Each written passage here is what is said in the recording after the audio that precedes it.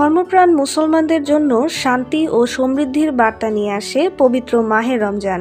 আরবি বর্ষপঞ্জিকার সর্বোত্তম মাস হিসেবে প্রতি বছর আবির্ভাব ঘটে পবিত্র এ মাসের। রমজানে ইফতারিতে বিভিন্ন মৌসুমি ফলের শরবত, ছোলা, মুড়ি, ভাজা পোড়া, হালিম সহ মুখরোচক বিভিন্ন পদ উৎসবের আমেজ আরও বাড়িয়ে তোলে। মধ্যপ্রাচ্যের আরব দেশগুলোতেও রয়েছে নানা পদের সুস্বাদু ইফতার, যা বহু যুগ ধরে প্রসিদ্ধ। মধ্যপ্রাচ্যের দেশ সৌদি আরবের ইফতারি খুব বৈচিত্র্যময়। এখানে জনপ্রিয় খাবারগুলোর মধ্যে সাম্বুচার নামটি অনেকেরই জানা। খাবারটি দেখতে ঠিক সমুচার মতো। এর ভেতর থাকে মাংসের কিমা, তবে মরিচ থাকে না।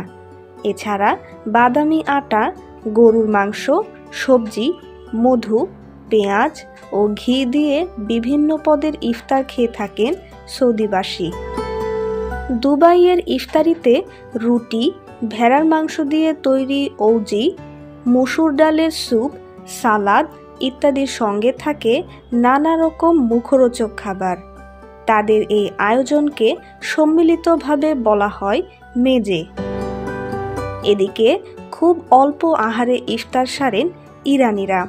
তারা সাধারণত চা, রুটি, মিষ্টি, পনির, খেজুর, হালুয়া দিয়ে ইফতার সারেন।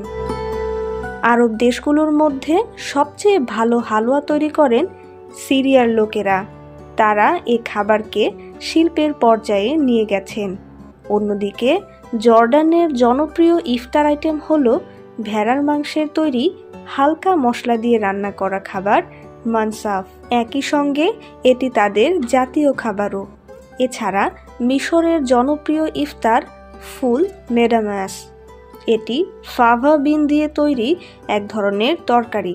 বেশিরভাগ মিশরীয়রা রোজা ভাঙেন রুটির সঙ্গে ফাভা বিন দিয়ে তৈরি এ বিখ্যাত খাবার খেয়ে।